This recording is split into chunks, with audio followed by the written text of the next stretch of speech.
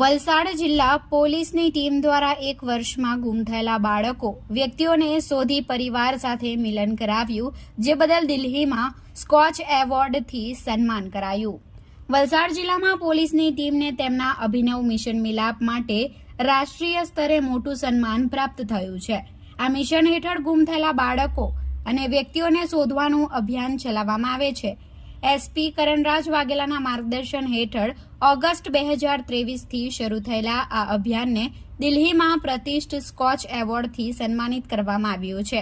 Mission Milaap, mission for identifying and location absent અને person અંતર્ગત માત્ર 1 માસમાં જ 65 ગુમ થયેલા લોકોને શોધી કાઢવામાં સફળતા મળી છે.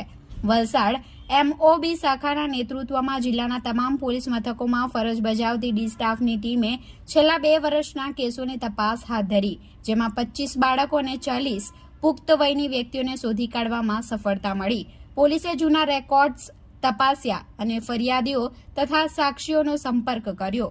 મોટાભાગના કેસોમાં ગુમ થયેલા લોકો રાજ્ય કે જિલ્લાની બહારના મળી આવ્યા.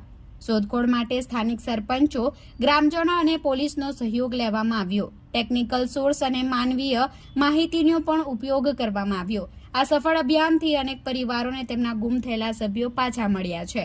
વલસાડ પોલીસની આ કામગીરીને રાષ્ટ્રીય સ્તરે માન્યતા મળવાથી અન્ય જિલ્લાઓ માટે પણ પ્રેરણારૂપ બની રહી છે.